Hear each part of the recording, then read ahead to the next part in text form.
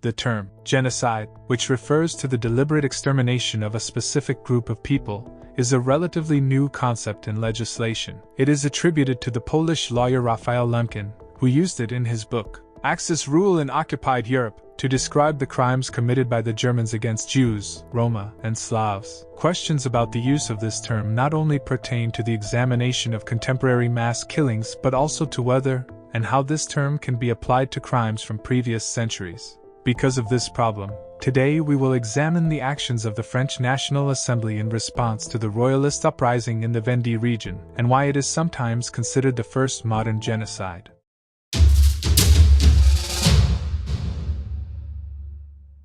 The French Revolution, which began in 1789, was an event that not only fundamentally changed France but also the rest of Europe in the subsequent centuries. There were several reasons for this bloody political upheaval.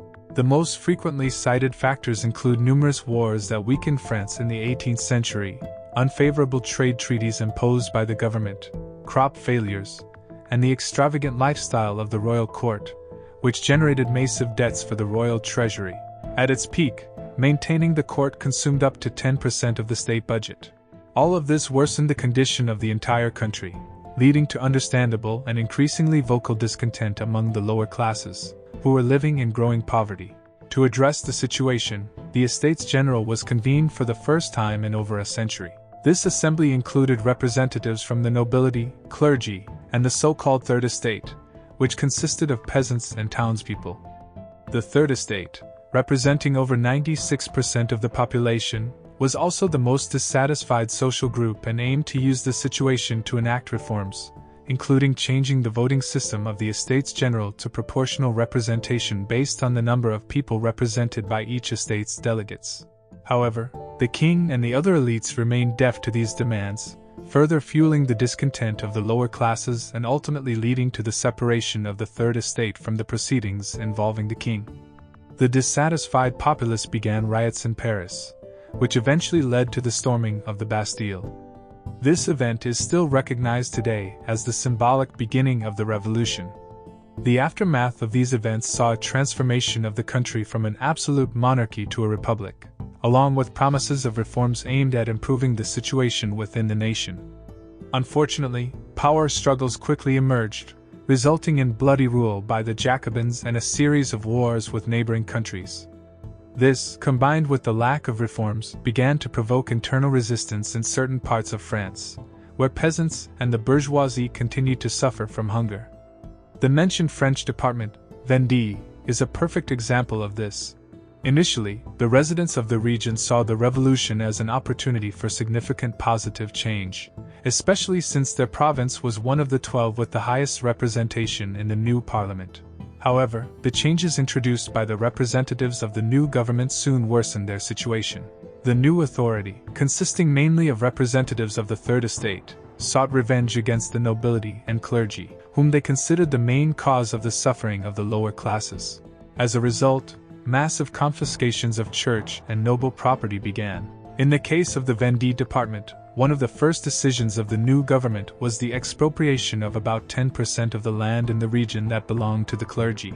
Previously, the Bourbons had granted these lands to the church because the role of the clergy at that time included helping the poorest, maintaining monastic schools, and local hospitals. In this way, the church was meant to be somewhat self-sufficient in the region and fulfill its mission.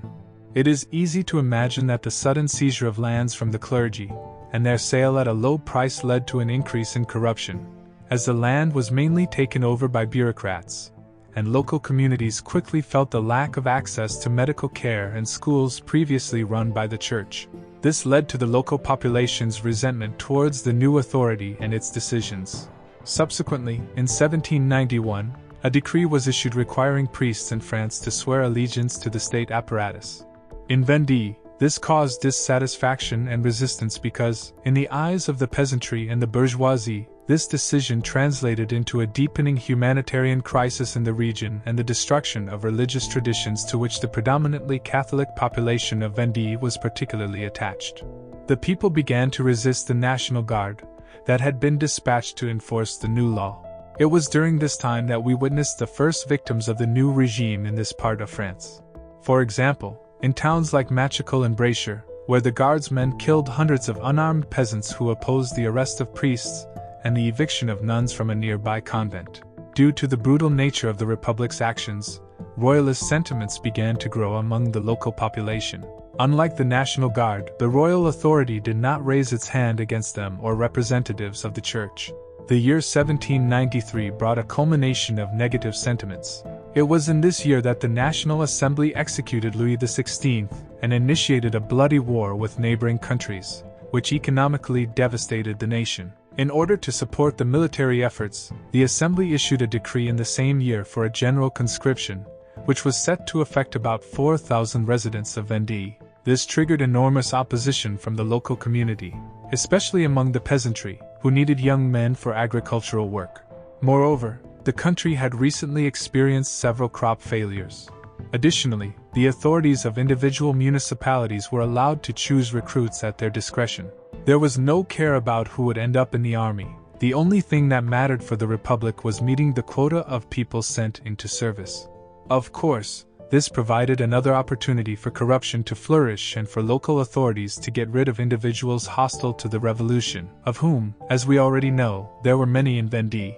All of this eventually led to the outbreak of an armed uprising. Despite being less well-armed, the peasants and townspeople of Vendée effectively engaged in combat with the army for two reasons. Firstly, a significant portion of that army was involved in fighting the anti-French coalition in Belgium, which meant that the forces sent to Vendée lacked not only soldiers but also supplies.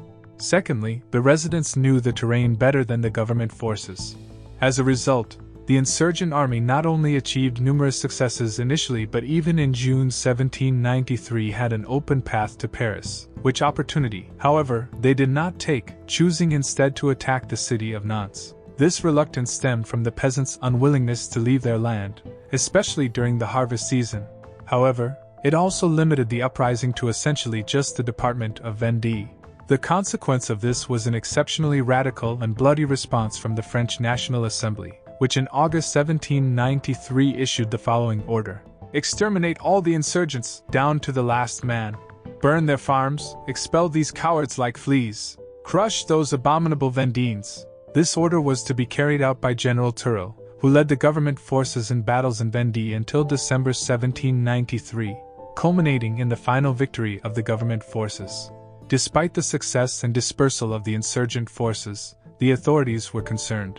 Recognizing that royalist sentiments still existed in the country, the Jacobin regime decided to ensure that another uprising would not break out in Vendée.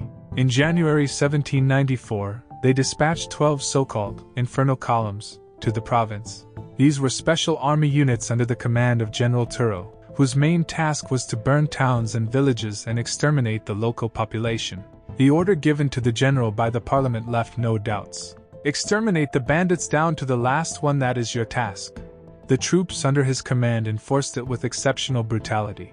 For example, during a pacification action in Anjou, the troops initially detained around 15,000 people suspected of anti-revolutionary sentiments and supporting the rebellion, of whom about 7,000 were killed by guillotine without trial. Approximately 2,000 people who were later put on trial died in prisons due to starvation and unsanitary conditions, which contributed to the development of diseases. In Nantes, the military showed even more creativity and drowned hundreds of people using specially prepared boats capable of drowning hundreds at once. The Revolutionary Committee in Nantes referred to these executions as vertical deportation. During some of these actions, the condemned were further humiliated by being forced to undress before execution. They were then tied together with members of the opposite sex, referred to as Republican marriage, and only then loaded onto the boat for drowning. In total, up to 7,000 people, including children, could have lost their lives as a result of boat-sinking actions. The killings lasted for 9 months. It is difficult to be certain about the actual number of victims due to the forgeries that occurred in the Jacobin administration. Many documents and evidence of the crimes were simply destroyed. According to the analysis of historian Reynold Secker, based solely on surviving documents, over 117,000 victims can be confirmed, which would account for approximately 15% of the local population. However, the researcher emphasizes that this is likely an underestimated number. According to the French historian and Bernat, in the Vendée department, Between 120,000 and even 600,000 people could have died, although the most commonly cited figure is 300,000 victims. Including deportations, the population of the region may have shrunk by up to 40%. The killings only ended with the fall of the Jacobin Terror, but the new government did not reconcile with the Vendeans, leading to further uprisings. The last of these occurred in 1815 during the so-called 100 Days of Napoleon. It's worth mentioning that the events in Vendée later served as inspiration for genocides in the 20th century. For example, when Lenin seized power in Russia in 1917, he is reported to have said, "We must exterminate the Cossacks. This is our Vendée." Many historians consider the events in Vendée as the first modern genocide due to the mass killings and the clear motives to eliminate a specific segment of the French population that ideologically opposed the revolutionary government, as evidenced by the issued orders. However, this is a controversial opinion. There is a group of mainly French historians who argue that Vendée was not a genocide but a massacre.